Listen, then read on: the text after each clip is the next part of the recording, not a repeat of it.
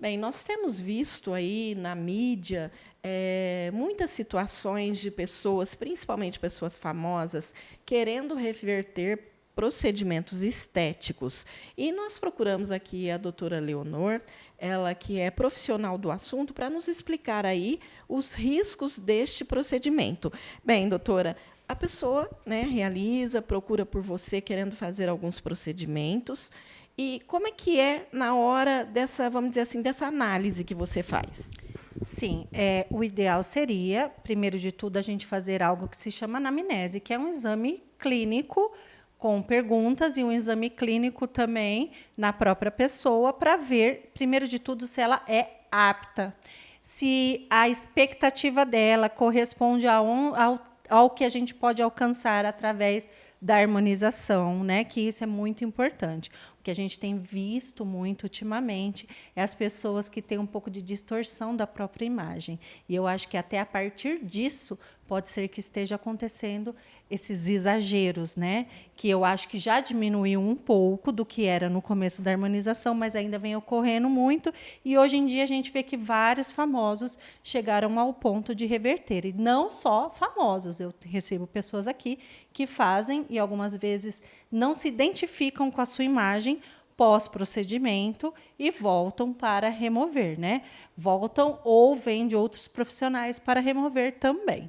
A questão é que, ao invés de corrigir alguma imperfeição, a pessoa acaba realmente mudando as suas feições. E isso, posteriormente, é inevitável que cause aí um certo problema. Sim. Existem as pessoas que têm, por exemplo, algumas características que elas gostariam de mudar. Por exemplo, padrões esqueléticos, ou seja, geneticamente ela tem o queixo pequeno, ela tem o nariz com uma ondinha, né, que incomoda ela, que ela quer corrigir aquilo, então a gente pode aumentar por etapas e ir fazendo uma real harmonização dentro do planejamento inicial, em cima daquela conversa sobre as expectativas, sobre o exame clínico e a anamnese do paciente. Porém, existem aqueles que querem um pouco mais do que isso, que ao invés de harmonizar, querem transformar. O que acontece é que nem todas as pessoas estão preparadas para essa transformação, né? Mesmo porque eu vejo da seguinte forma, não é só a pessoa com a pessoa. Ela vai olhar no espelho, ela vai ver as fotos dela. A maioria das pessoas estão muito presentes na internet, em grupos sociais, então vai sofrer julgamentos e muitas vezes vai se arrepender se houver o exagero. Ou seja, em uma única sessão quiser colocar vários ml, né, de um ácido hialurônico, que é um gel de preenchimento. Bom, o profissional aí tem a responsabilidade de fazer um bom trabalho, mas também de orientar e tentar explicar aí a necessidade dos limites. Isso, eu acredito que sim, que a gente fazer um planejamento com etapas a serem seguidas, né? Não, por exemplo, a gente vê casos aí de grandes transformações, principalmente dos famosos, que na maioria das vezes ou é realmente para tentar reverter aquele quadro de envelhecimento, como a gente já viu vários famosos por aí que colocam 30 ml ou mais em uma única sessão.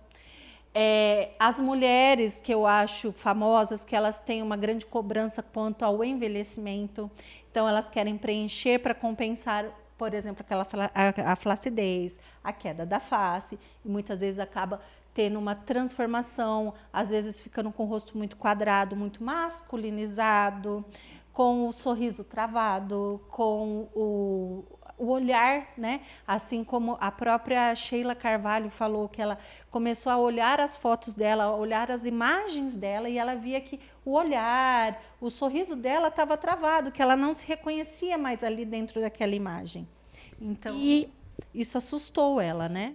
Bom, e o aconselhável, então, seria que a pessoa procure o mesmo profissional, uma vez que este profissional sabe exatamente a quantidade, o produto exato que foi colocado, porque um outro profissional talvez passe por uma dificuldade por essas questões. Esse é o principal fato. E, na grande maioria das vezes, a gente vê que dificilmente um paciente volta no mesmo injetor que fez. Porque, de alguma forma, se perdeu essa amizade, ou se perdeu a confiança, e eles vão em outro profissional. O que precisa é ter uma conversa com esse profissional que injetou, para se saber qual a profundidade que foi injetado esse produto, qual o tipo de produto, qual a densidade desse produto e, principalmente, quanto desse produto foi injetado.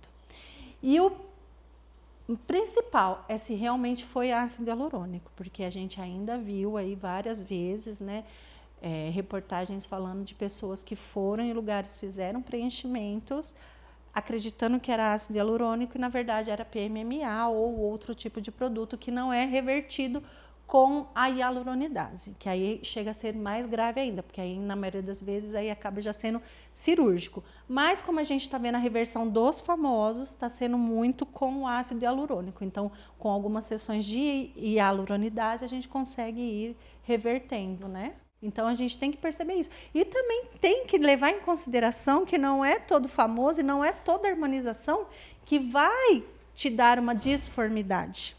Porque, por exemplo, se a gente observar Gisele Bündchen, se a gente observar, por exemplo, Eliana, se a gente observar a Angélica, elas estão bonitas dentro da idade delas, só que elas mantiveram características naturais delas, embora elas estejam harmonizadas, né? Então, é muito importante a gente também saber separar isso. Não é toda harmonização que vai chegar nesse padrão de demonização. Porém, tem que ser tudo muito bem ponderado. Assim, algo que eu até vi essa semana que me surpreendeu foi a própria Elô Pinheiro, que com 81 anos está bonita. Por quê?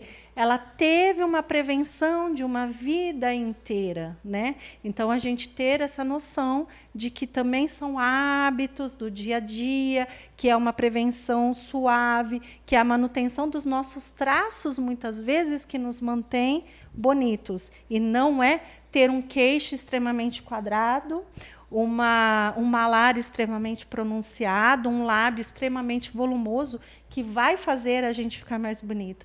Muitas vezes, dentro do seu lábio, dentro do seu nariz, por exemplo, isso daí em vários cursos que eu faço, o nariz da Gisele Bündchen, ele é um pouco mais pronunciado e é bonito dentro da face dela, o conjunto dela é muito bonito.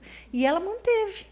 Ela manteve o tamanho do nariz dela dentro de um rosto que é muito bonito até hoje, com traços naturais, só que mantendo através da prevenção.